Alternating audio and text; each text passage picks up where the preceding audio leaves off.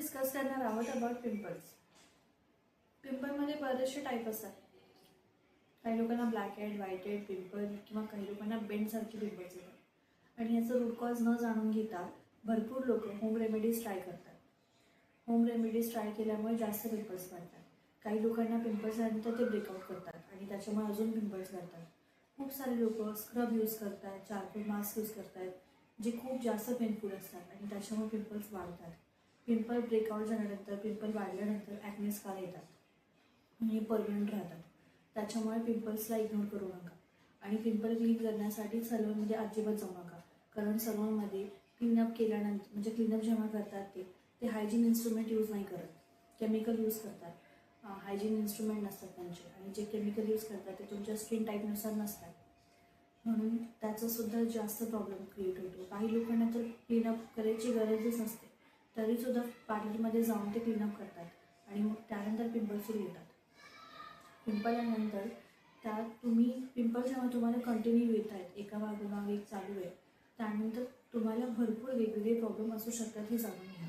कारण पिंपल्स जेव्हा येतात त्याचे वेगवेगळे प्रॉब्लेम म्हणजे हार्मोनल इश्यूज असू शकतात किंवा स्ट्रेस असू शकतं, पिरियड्सचे प्रॉब्लेम किंवा तुम्ही जर तुमच्या बॉडीमध्ये जर हीट असेल तरीसुद्धा पिंपल्स खूप येतात. म्हणून तुम्ही रूट कॉज जाणून घ्या आणि तुमच्या डाएटवर कंट्रोल ठेवा. काही लोकांची स्किनसुद्धा ऑइली असेल, ऑइली जंक फूड खाल्ल्यामुळे पण त्यांना पिंपल्स येतात. तुम्ही नेहमी जंक फूड अवॉइड करा, फ्राईड फूड अवॉइड करा आणि जेव्हा तुम्ही तुमच्या डाएटवर कंट्रोल ठेवता तेव्हा तुमची स्किन पण हेल्दी राहते. गरम पाणी सकाळी उठल्यानंतर एक ग्लास गरम पाणी प्या, कारण त्यामुळे बॉडी डिटॉक्स होते. सेकंड थिंग, तुमची बॉडी हायड्रेट ठेवा, जास्तीत जास्त पाणी प्या. व्हायटॅमिन सीचे फ्रूट्स खा, म्हणजे ऑरेंज, जे आंबट फ्रूट असतात ते तुम्ही खाऊ शकता, त्यामुळे व्हायटॅमिन सी वाढते. बरेच लोक व्हायटॅमिन सीचा सुद्धा पेस्ट बनवतात, व्हायटॅमिन ईचा पेस्ट बनवतात आणि तो फेसवर लावतात. खा ना, लावायचे कशाला, लावू नका. व्हायटॅमिन सीचे टॅबलेट्स तुम्ही घेऊ शकता, पण डॉक्टरांच्या गाईडलाईन्सनुसार. व्हायटॅमिन सीचे टॅबलेट्ससुद्धा खूप चांगले असतात. जे टॅबलेट्स पाण्यामध्ये टाकून प्यायचे असतात डिटॉक्सवाले, ते सुद्धा खूप चांगले असतात. पण तुम्ही जेव्हा हे डॉक्टरांच्या अंडर घेताय, डॉक्टरांच्या गाईडलाईन्सनुसार घेताय, तर तुम्हाला जास्त इफेक्ट होतो. म्हणून सगळ्यांची बॉडी टाईप वेगळा असतो, स्किन टाईप वेगळा असतो. काही लोकांनी आता जे पिंपल्स सुरू झाल्यानंतर क्लीनअप करतायत, वेगवेगळे होम रेमेडीज यूज करतायत आणि त्यानंतर लास्ट ऑप्शन त्यांच्याकडे डॉक्टर असतो. जेव्हा तुम्हाला पिंपलचा प्रॉब्लेम वाढलेला असतो, पिंपल क्लीन झाल्यानंतर तुम्हाला स्कार्स येतात, त्यामुळे डॉक्टरांकडे आधीच जायला सुरू करा. होम स्किन रुटीन तुमचं सुरू करा. Sunscreen, face wash, moisturiser, night cream हे सुरू करा. हेल्दी डाएट सुरू करा. पिंपल आल्यानंतर त्याला फोडू नका. स्किन तुमची हेल्दी राहण्यासाठी फेस वॉश हे नेहमी यूज केलं पाहिजे, कारण बरेच लोक सोप यूज करतात.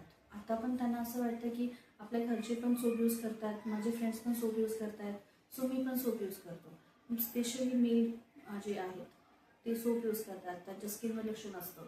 जेव्हा तुम्ही कोंब करताय, हेअरफॉल तुम्हाला होतोय, कोंब करताय, हेअर डॅन्ड्रफ आहे, कोंब केल्यानंतर तोच हात तुम्ही तुमच्या फेसवर लावताय, त्यामुळे पण पिंपल्स येतात. तुम्ही ऑइल यूज करताय हेअरसाठी, त्यामुळे पण पिंपल्स येतात. जेव्हा पण तुम्ही ऑइल यूज करताय, रात्री लावा आणि सकाळी वॉश करा. दिवसभर तोच ऑइल तुम्ही हेअरमध्ये ठेवू नका, कारण त्यामुळे डस्ट अट्रॅक्ट होते.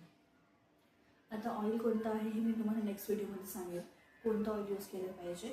पण ऑइल जेव्हा यूज करता तुम्ही, तर रात्री लावा आणि सेकंड डेला वॉश करा. Twice a week oil use करू शकता. पण कोंब केल्यानंतर कंपल्सरी फेस वॉश करा आणि हात वॉश करा. कारण जेव्हा डॅन्ड्रफ आपल्या फेसवर येतो तेव्हा तुम्हाला पिंपल सुरू असतात.